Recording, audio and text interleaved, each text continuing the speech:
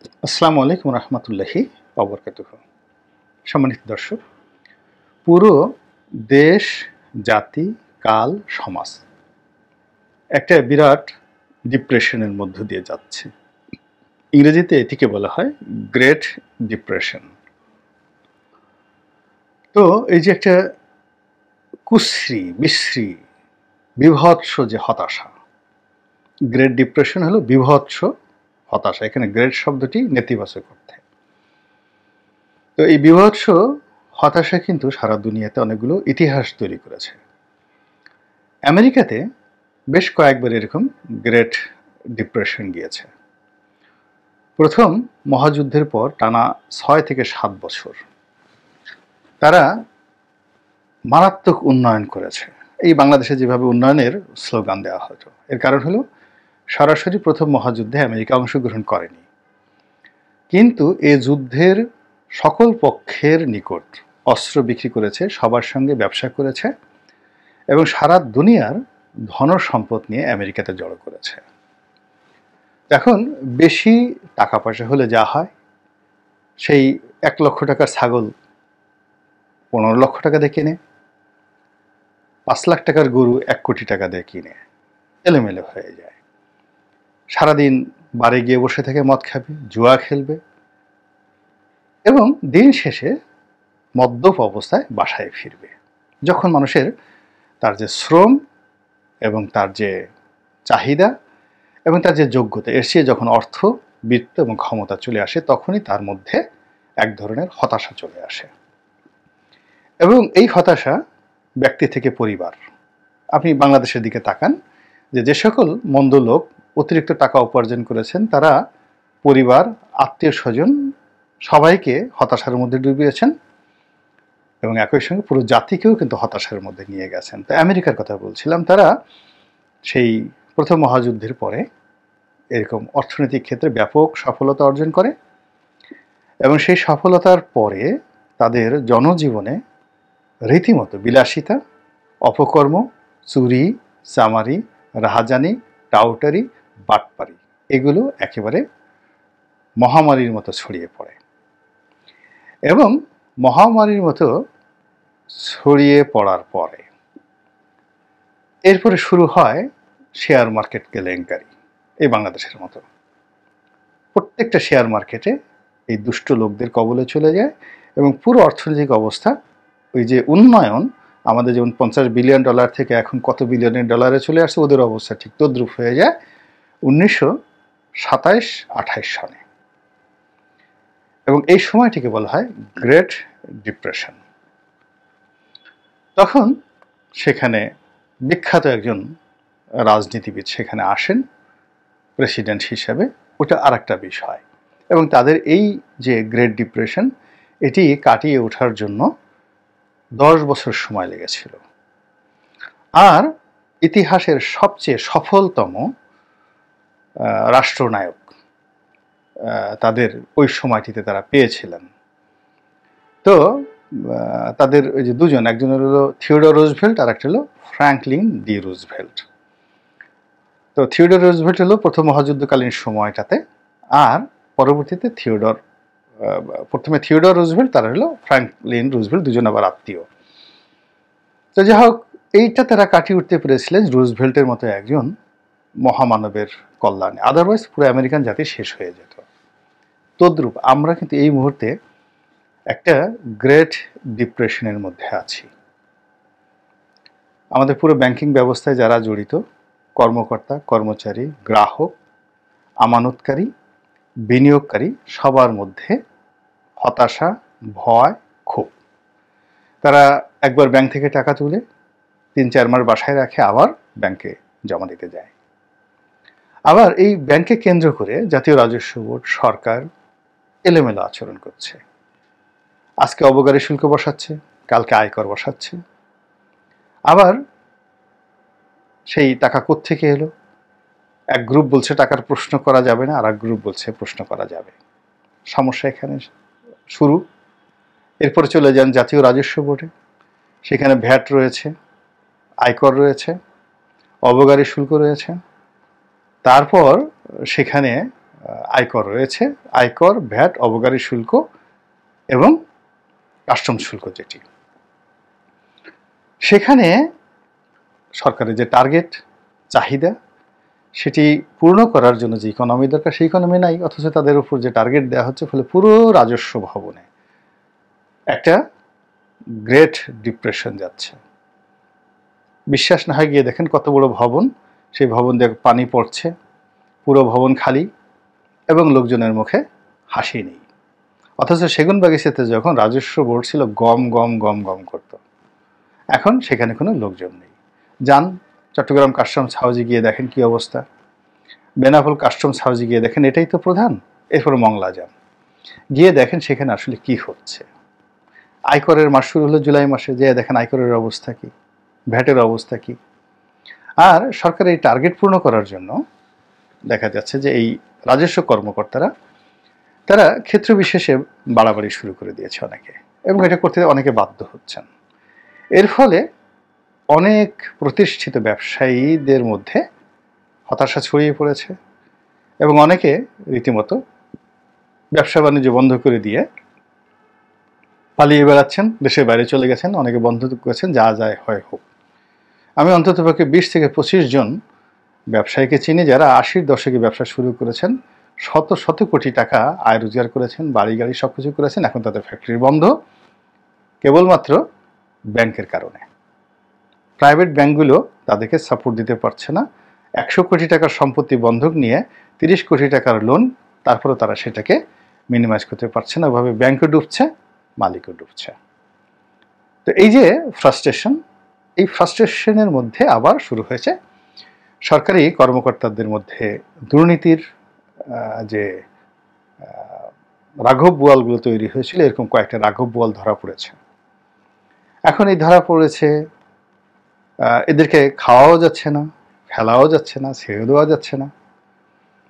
আর এই রাঘব বোয়ালগুলো কি বলে দেয়, কার পক্ষে বলে দেয়, এই ভয়ে এক গ্রুপের মধ্যে ফ্রাস্ট্রেশন। আবার এই রাঘব বোয়ালদের যারা ছোট ভাই, বাচ্চা কাচ্চা, আন্ডা মানে ডিম, তাদের মধ্যে রীতিমতো কাঁপুনি শুরু হয়ে গেছে। ফলে অলমোস্ট 22 লক্ষ সরকারি কর্মকর্তা, মানে সেখানে জুডিশিয়ারি থেকে শুরু করে সেনাবাহিনী, সেনাবাহিনী থেকে শুরু করে তহসিলদার, তহসিলদার থেকে চৌকিদার, সব মিলে যে প্রায় 22 লক্ষ কর্মকর্তা কর্মচারী আছে প্রজাতন্ত্রের, প্রায় সব ক্ষেত্রে স্থবিরতা নেমে আসছে। কার চাকরি যায়, কার চাকরি থাকে, এইগুলো একটা গ্রুপ। আর একটা গ্রুপ হলো ওর চাকরি গেলে আমি ওখানে কিভাবে বসবো, এই জন্য লবিস্ট নিয়োগ করা। আর এখন যারা খুব স্পর্শকাতর পদ পদবিটা আছে তাদেরকে ফেলে দেওয়ার জন্য একটা বিরাট গ্রুপ কাজ করছে, আর তারা সেই পদে থাকার জন্য নাটক শুরু করেছে।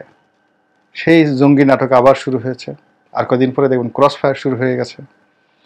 এবং নিজেদেরকে গুরুত্বপূর্ণ প্রমাণ করার জন্য এবং নিজেদের এসেনশিয়ালিটি, প্রয়োজনীয়তা প্রমাণের জন্য তারা অনেকগুলো কাঁচা কাঁচা নাটক করবে, বিশেষ করে যাদের হাতে অস্ত্র আছে তারা। এরপর এই যে সিভিল সার্ভিসের যারা লোকজন আছে তারাও অনেক নাটক করবে, সিরিয়াস নাটক করবে।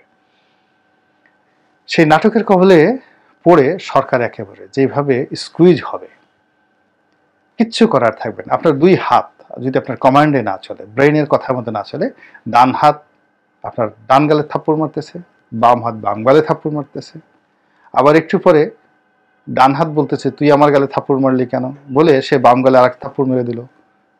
অর্থাৎ নিজের হাত যদি নিজের গালের উপরে আপনার অত্যাচার শুরু করে দেয়, তখন একটি মানুষের জন্য যে বিব্রতকর অবস্থা, এবং কিয়ামতের দিন এরকমই হবে। কিয়ামতের দিন আপনার এই হাত আপনার বিরুদ্ধে সাক্ষ্য দেবে। তো ফিউডালিটি, ব্রুটালিটি, তারপরে ফ্যাসিজম, এরপরে ডিক্টেটরশিপ, এই শব্দগুলোর সঙ্গে যখন কোনো রাজনীতির সংজ্ঞা আসে, রাজনৈতিক ব্যক্তিত্বের চরিত্র যখন এদের সঙ্গে আসে, এদের সবচেয়ে বিপদ এবং বিপত্তি হলো জীবনের একটি সময় কোনো কিছুর উপর তাদের কমান্ড থাকে না। তাদের এক হাত অন্য হাতের সঙ্গে মারামারি করে, এক ছেলে অন্য ছেলের সঙ্গে মারামারি করে এবং রীতিমতো গৃহযুদ্ধ শুরু করে দেয়। সম্রাট শাহজাহানের কথাই চিন্তা করেন, বিশ্বের ইতিহাসে 20 বছর ধরে তিনি যে আভিজাত্য যে ক্ষমতা, যে ভোগ বিলাস এবং যে উন্নয়নের জোয়ার সমগ্র ভারতবর্ষে, আজকের ভারতবর্ষ ৩৭ লাখ বর্গ কিলোমিটার, আর সম্রাট শাহজাহানের রাজত্ব ছিল ৫০ লাখ বর্গ কিলোমিটার, মানে এখনকার ভারতের ১.৫ গুণ। তো এরকম একটি সাম্রাজ্যের ৩ পুরুষের রাজত্ব, তার বাবা জাহাঙ্গীর, তার দাদা আকবর, তার দাদার বাবা হুমায়ুন, ৪ পুরুষের, এরপরে বাবর, ৪ পুরুষের রাজত্ব। সেই রাজত্বের উপর বসে তিনি সারা পৃথিবীর গ্লোবাল ইকোনমির 35% একা হ্যান্ডেল করতেন এবং রাজকোষ পরিপূর্ণ হয়ে গেল। এই তাজমহল তৈরি হয়, এই আগ্রা দুর্গ তৈরি হয়, এই দিল্লি দুর্গ তৈরি হয়, এবং সেই দুর্গ আপনি এখনো ভারত যদি একটা মানে দিল্লিতে ওরকম একটা দুর্গ তৈরি করতে যায় রেড ফোর্টের মতো, লাল কেল্লার মতো, দিল্লি সরকার দেউলিয়া হয়ে যাবে। দিল্লি যদি এখন একটা তাজমহল তৈরি করতে যায়, পুরো ভারত দেউলিয়া হয়ে যাবে। ভারতের এত টাকা নাই, একটা তাজমহল তৈরি করার টাকা ভারতের এখন নেই। আর ময়ূর সিংহাসন ২০০ কোটি টাকা ওই আমলের। এখন যদি ময়ূর সিংহাসন বানাতে বলা হয় মোদিকে, পুরো মোদিকে ১০০ বার বেচলে, আদানি আম্বানি সব ভারত বেচলে একটা ময়ূর সিংহাসন তৈরি করতে পারবে না। তো এইরকম ছিল সম্রাট মানে আপনার শাহজাহানের রাজত্ব। এর ফলে কি হলো? Great frustration. তার নিজের মধ্যে ফ্রাস্ট্রেশন, তার সন্তানদের মধ্যে ফ্রাস্ট্রেশন, এবং সন্তানেরা একে অপরের সঙ্গে মারামারি করে নিজেরা শেষ হলো। একটা সন্তান বেঁচে রইল, বাকি সব সন্তানকে বিজয়ী সন্তান মেরে ফেললো, আর বিজয়ী সন্তান তার পিতাকে বন্দি করে ফেললো, এবং তাকে প্রায় সেখানে আরো ২০ বছর বন্দি অবস্থায় কাটাতে হলো। এই তো রাজনীতি, উন্নয়নের রাজনীতি। তো যার জন্য খুব বেশি উন্নয়ন, খুব বেশি দীর্ঘদিন ক্ষমতায় থাকা, এটা গর্বের কোনো বিষয় না, এটা বুমেরাং হয়ে যায়, এবং ঠিক সেই বুমেরাংটা এখন বাংলাদেশে শুরু হয়েছে। ফলে আপনি সব ক্ষেত্রে যে ফ্রাস্ট্রেশন আছে সেটাকে বাদ দিয়ে কেবলমাত্র এই সরকারকে যারা টিকিয়ে রেখেছে তারা হলো আমলাতন্ত্র, কোনো রাজনীতি তাদেরকে টিকিয়ে রাখেনি। বিদেশে ভারত আর বাংলাদেশে আমলাতন্ত্র। এখন যারা টিকিয়ে রেখেছে আমলাতন্ত্র, সেই আমলাতন্ত্রের মধ্যে যে সীমাহীন ফ্রাস্ট্রেশন, এটা কি সরকার দূর করতে পারবে? আমার মনে হয় একেবারে অসম্ভব বিষয়। এই কারণে ফ্রাস্ট্রেশনটা হলো পায়ের নখ থেকে মাথা পর্যন্ত। এরা অনেকে টাকা রোজগার করে ফেলছে, ঘর বাড়ি সংসার, ছেলে সন্তান, পরিবার পরিজন সব নষ্ট হয়ে গেছে। ফ্রাস্ট্রেশন। ফলে আপনি ওই অফিসারকে দিয়ে কী করবেন?